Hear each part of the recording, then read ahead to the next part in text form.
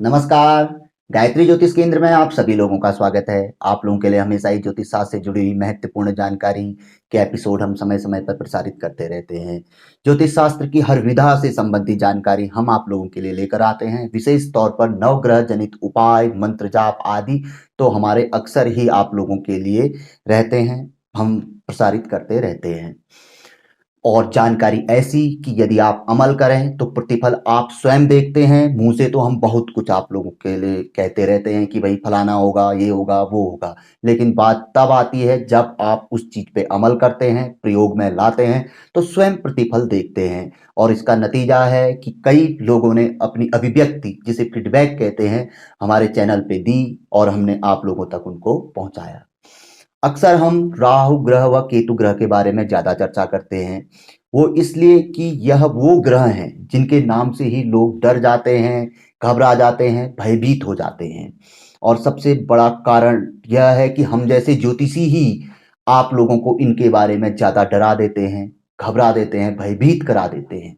किंतु ऐसा नहीं है।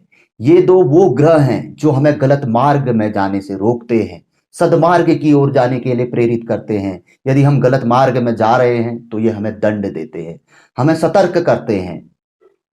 और हमारे यदि तरीके गलत हो रहे हों तो ये हमें सही मार्ग की ओर भेजने के लिए हमें कहीं न कहीं दंड अवश्य देते हैं। तो इसलिए हमें हमेशा ही सदमार्ग में जाना चाहिए और अपने तरीकों को सही करना चाहिए। और विशेष तौर पर अपनी जन्म कुंडली में राहु ग्रह व केतु ग्रह की स्थिति के बारे में जानकारी होनी अवश्य ही चाहिए, क्योंकि कहाँ पर को यह बैठे हैं, कारक हैं, अकारक हैं, किस तरीके का यह फल हमें देंगे। हम आप लोगों के लिए ढेर सारे उपाय लेके आए हुए हैं। उपाय ऐसे ही राहु ग्रह व केतु ग्रह के कि अत्यंत सरल भी हैं, जटिल भी हैं, और जिसने आजमाया है तो रिजल्ट उसने अपने आंखों के सामने स्वयं देखा हुआ है। क्योंकि ये मायावी ग्रह कहा जाता है, इनको छाया ग्रह हैं, लेकिन इनमें ऐसी माया है कि बाकी के 7 ग्रह एक तरफ, ये दोनों अकेले एक तरफ। और इनका प्रभाव ऐसा रहता है, अन्य ग्रहों का प्रभाव कुछ समय रहेगा या देर से होगा, इनका प्रभाव शीघ्र रहता है और लंबे समय तक रहता है। तो आज भी हम आप लोगों के लिए राहु ग्रह जनित एक बहुत अच्छी जानकारी लेकर आए हैं। एक ऐसी जानकारी जिसे हर कोई व्यक्ति आजमा सकता है, कोई भी व्यक्ति कर सकता है। पैसा कहीं से कहीं तक इसमें 1 रुपया भी नहीं लगता है। न कोई रत्न धारण करना है, न कोई फलाने उपाय के लिए सामग्री एकत्रित करनी है, कुछ नहीं। राहु ग्रह के बारे में हम बहुत चर्चा कर चुके हैं। हर चीज आप लोगों के लिए हम लेके आए हैं। जितना शास्त्र में हमने पढ़ा, जितना हमने समझा, जितना हमने सुना, सब जानकारी आप लोगों तक हम पहुंचाते हैं, आगे को भी पहुंचाते रहेंगे। लेकिन मैं राहु ग्रह के लिए आपको एक बहुत बड़ी बात बता देता हूं। राहु वो ग्रह है, यदि हम सदमार्ग में चल रहे होंगे तो वह हमारे पीछे आगे खड़े रहेंगे और हमें सदमार्ग की ओर धक्का देंगे। यदि हमारा मार्ग गलत हो जाएगा तो वह मार्ग में भी वहां को भी धक्का देंगे, लेकिन ऐसा धक्का देंगे कि हम उबर नहीं पाते हैं। तो अवश्य ही हमें सर्वप्रथम प्रयास यह करना चाहिए कि अपनी जन्म कुंडली में राहु ग्रह व केतु ग्रह की स्थिति कैसी है ये अवश्य ही जान लेना चाहिए। बाकी अन्य ग्रहों को छोड़ दीजिए, यहां तक कि शनिदेव को भी छोड़ दीजिए, वो भी उतने खतरनाक नहीं है जितने खतरनाक ये 2 ग्रह हैं। इनमें से भी राहु ग्रह, राहु बदराहु कहते हैं, जब राहु जैसे कहते हैं ना, जैसे भूत हो गया है, यानी कि हमारे लिए भूती गया है, कहते हैं जैसे भूत बन गया है राहु, तो बदराहु योग बना देता है। अशांति, ग्रह कलेश, स्वास्थ्य संबंधी बाधा, हर प्रकार से व्यक्ति को चिंतित कर देते हैं। जब बड़ा ऋण होता है तो राहु के कारण ही होता है, और बड़ा ऋण मुक्त भी अगर व्यक्ति होना चाहता है तो राहु ग्रह ही उसमें सहायता करते हैं, क्योंकि केतु ग्रह उनके 7वें में रहते हैं और अकस्मात धन प्रदायक होते हैं। जहां राहु ग्रह फलीभूत तो वहां केतु ग्रह भी फलीभूत। तो हमेशा हमें प्रयास करना चाहिए कि राहु ग्रह को अपने अनुकूल बनाए रखें और जैसी हमारी जन्म पत्रिका में स्थिति है उस अनुसार चलें, क्योंकि यह जिस भाव में बैठते हैं उस भाव का पूरा अधिकार ही इनके पास होता है। उस भाव का स्वामी कुछ नहीं कर सकता है, उस भाव का राहु ही कारक बन जाता है। विशेष तौर पर लग्न, पंचम, भाग्य, दशम में तो राहु ग्रह व केतु ग्रह कारक होते हैं। इन भावों में अगर यदि बैठे हों तो इनके रत्न आंख मूंद कर पहनने चाहिए। यह हम विगत 3-4 सालों से आप लोगों को बार बार कहते हुए आए हैं। और प्रयास करिए, किसी ज्योतिषी से पूछने की जरूरत भी नहीं है आपको। यदि लग्न में, पंचम में, भाग्य में, दशम में बैठे हों तो आंख मूंद कर इनका रत्न आप पहन सकते हैं। हाँ, आपको एक जरूरत जरूर पड़ेगी कि कितने रत्ती भार का यह पहनना चाहिए। इसके लिए आप किसी अच्छे ज्योतिषी जो गणितज्ञ हो वो आपको रत्ती कैरेट निकाल के बताएंगे, क्योंकि ऐसा होता है, देखो, आयु के हिसाब से या वजन के हिसाब से रत्न धारण नहीं किया जाता। वजन ऊपर नीचे हो सकता है और आयु प्रतिदिन बढ़ते रहती है। तो और रत्न हम एक बार पहनेंगे तो फिर वो तो निरर्थक हो गया, तो इस निष्फल हो गया। तो इसलिए किसी अच्छे गणितज्ञ ज्योतिष से आप इसका कैरेट रत्ती अवश्य निकलवा लीजिए। उसके पश्चात इसको विधि पूर्वक आप धारण कर सकते हैं, इनके रत्न, या इनसे संबंधित मंत्र जाप आप कर सकते हैं, दान कर सकते हैं, अत्यंत सरल दान है इनके। किंतु आज हम आप लोगों के लिए एक ऐसी जानकारी लेके आए हैं, जैसे हम कह रहे हैं कि कोई भी 1 रुपया तक खर्च नहीं होएगा, मुफ्त का उपाय है, बस सिस्टम पे बने रहना है।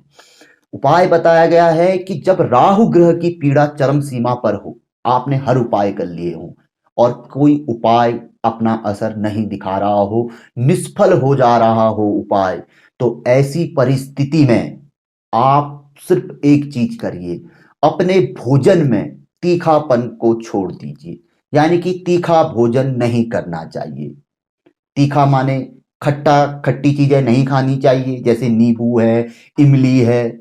इसके अलावा भोजन में मिर्च है, अत्यधिक मसाले हैं, इन चीजों को का सेवन नहीं करना चाहिए। सादा भोजन करना चाहिए जब राहु ग्रह की पीड़ा चरम सीमा पर हो। इससे क्या होता है कि राहु ग्रह का कुप्रभाव बढ़ता है। जितना हम तीखा भोजन लेंगे, खट्टा भोजन लेंगे या मिर्च वाला ज्यादा मसालेदार, तो राहु ग्रह का प्रभाव बढ़ता है। जब राहु ग्रह कुपित होते हैं उस परिस्थिति में, तो ऐसी परिस्थिति में हमें सादा भोजन, सरल भोजन करना चाहिए। ऐसा शास्त्र में बताया गया है कि राहु ग्रह की खराब स्थिति में व्यक्ति को तीखे खट्टे भोजन से बचना चाहिए। इस नहीं तो राहु ग्रह का प्रभाव और ज्यादा बढ़ जाता है। खराब फल दे रहे होंगे और आप ऐसा भोजन करेंगे तो और खराब फल में वृद्धि होगी। और जहां वो खराब फल दे रहे हैं, आप सामान्य सादा भोजन कर रहे हैं, सरल भोजन कर रहे हैं, हल्का भोजन कर रहे हैं, तो अपने आप ही उनका जो कुप्रभाव है धीरे धीरे कम होने लगता है। ऐसा शास्त्र कथन है।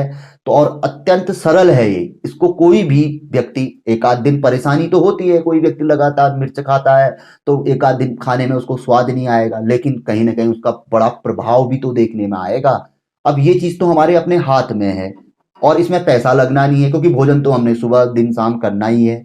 तो क्यों ना हम ऐसी चीज करें जिससे कि राहु ग्रह का प्रभाव हम पे कुप्रभाव कम हो, ना हो। तो इससे बचाव यही है कि तीखा भोजन, खट्टा भोजन हमें नहीं करना चाहिए। जैसे दही है, दही भी खट्टा होता है, तो व्यक्ति को बचना चाहिए खट्टे दही से। इमली है, नींबू है, ज्यादा मिर्च है, ज्यादा मसालेदार है, तो इन चीजों पे कमी करिए। लाभ आप स्वयं देखेंगे। अगर आप पे राहु ग्रह की पीड़ा चल रही है, 1 महीने आप इस चीज पे अमल तो करके देखिए। इसी एपिसोड पे आप स्वयं लिखेंगे कि गुरुजी वाकई शास्त्र कथन सत्य होता है और हमें इसका असर है।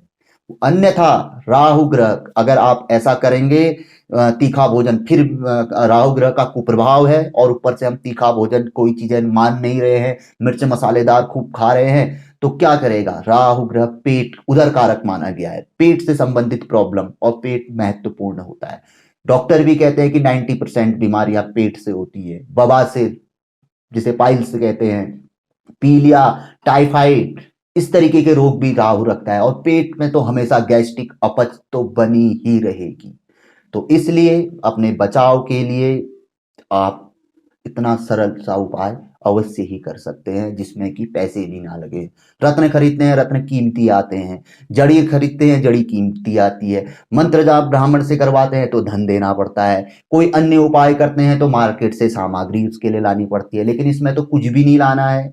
भोजन तो हमने घर में करना ही है, तो क्यों ना भोजन में हम इन चीजों का परहेज करें और चमत्कारी लाभ हम राहु ग्रह का प्राप्त करें। और इसका एक बेनिफिट ये भी होगा कि यदि आप इन चीजों को करते हैं तो राहु ग्रह का सुफल भी मिलता है। जैसे मैं कह रहा हूं स्टार्टिंग में कि राहु वो मायावी ग्रह है कि 7 ग्रह एक तरफ, राहु केतु एक तरफ, ये वो दे सकते हैं जो धरती पे कोई नहीं दे सकता। क्योंकि इनके पास जिन लोगों, जिन ने समुद्र मंथन में देवताओं को छल दिया, भगवान हरि विष्णु को छल दिया और देवताओं की पंक्ति में जाके अमृत ग्रहण कर लिया, तो वो कोई हल्के ग्रह नहीं हो सकते हैं। इन्हें देख के तो सारे के सारे ग्रह डरते हैं, ये वो ग्रह हैं।